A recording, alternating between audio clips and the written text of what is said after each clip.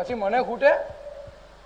Impossible પપ્પા, એ તો બહુ જલસા કર્યા પપ્પા. આખો દિવસ શરાબ, સુંદરી ને સિગારેટ.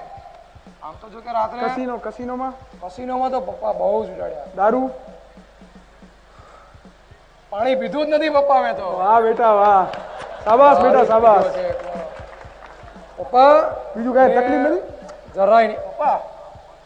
કન્ટ્રી ક્લબના તમે મેમ્બર છો? કઈ તકલીફ પડી બેટા તને? ના ના પપ્પા, તો હું તો ગયો એટલે પપ્પા શું એમણે મજા આવી ગઈ. પપ્પા બહુ ફેસિલિટી આપી પપ્પા. ત્યાંની ઓડી હતી ને, ઓડી મસ્ત હતી. ક્યાં કન્ટ્રી ક્લબ પ્રોવાઈડ કરી હતી તને? હા, A4 સિરીઝની હતી પપ્પા. કદાચ મને તો બહુ ગમી ગઈ પપ્પા. એ લોકોએ હોટલની સર્વિસ કેવી હતી બેટા? બહુ ટકાટક પપ્પા, મજા આવી ગઈ ત્યાં તો. એમ કઈ જોવું જ ના પડે પપ્પા. પણ એક આ 15,000 વધ્યા છે એ તમને આપું છું. બીજું પપ્પા હારું એક લોચો થઈ ગયો. શું થયું બેટા? આ અગ્રવાલ સાહેબ પાસેથી લીધા હતા ને મેં, સિંગાપુરમાં 50 પેટી પપ્પા હારી ગયો. હારી ગયો બેટા? હા, ચિંતા કરવાની જરૂર નથી, આપી દેશો અગ્રવાલ સાહેબને.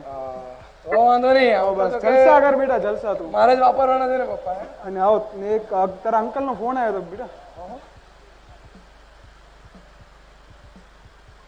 મૂકો બીસ પછી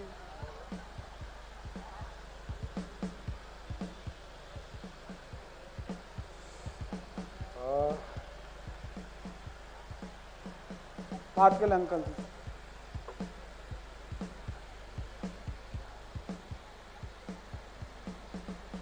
हेलो अंकल, बोलो। मजा आई गई हो पप्पा? हाँ हाँ हाँ, अरे अंकल બહુ મજા આવી ગઈ ત્યાં તો.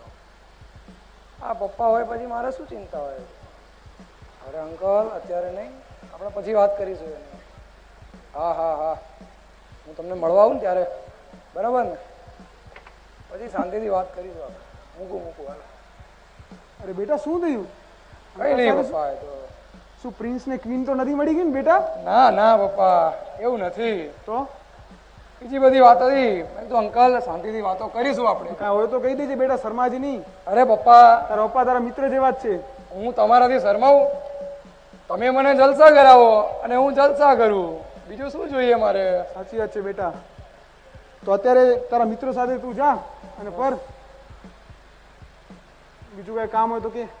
ના પપ્પા, તમે હો પછી મારે શું ચિંતા છે?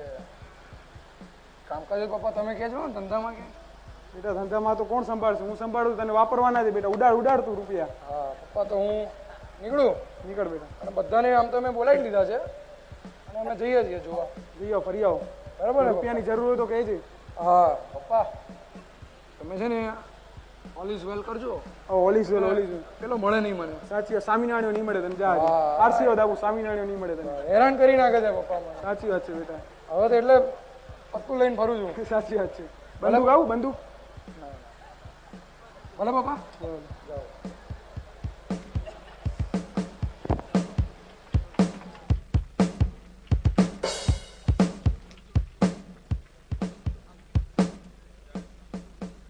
જય સ્વામિનારાયણ. તો આપણે નિહાળ્યું આ દ્રશ્ય જેમાં મિતેશ ગોવા, સિંગાપુર થી ફરીને આવે છે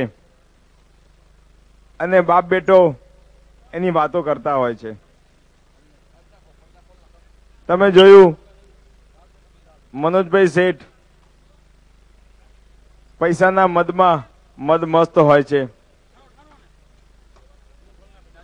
અને એના કારણે પોતે જે મોજશોખ કરતા હોય છે, પોતે જે એશોઆરામ કરતા હોય છે, એ જ એના પુત્રને સલાહ આપી રહ્યા છે. ટકોર કરે છે, બેટા જલસા કર, જલસા. શરાબ, સુંદરી, સિગારેટમાં રચ્યો પચ્યો રહે છે. શરાબ બરાબર પીધી કે નહીં? સુંદરીઓ જોડે જલસા કર્યા કે નહીં? એવી જ રીતની બધી વાતો હોય છે. એમાં મિતેશનો વાંક નથી, કારણ કે એને ઘર સુધીમાં જે મળ્યું છે અને એ જ રીતે જે આગળ કરતો હોય છે. એના પપ્પા મનોજભાઈએ ક્યારે પણ સત્સંગનો સ પણ એને શીખવાડ્યો નથી હોતો. શું દેવ, શું મંદિર, શું સંત, શું મહાત્મા, એનું કંઈ એને જ્ઞાન નથી હોતું.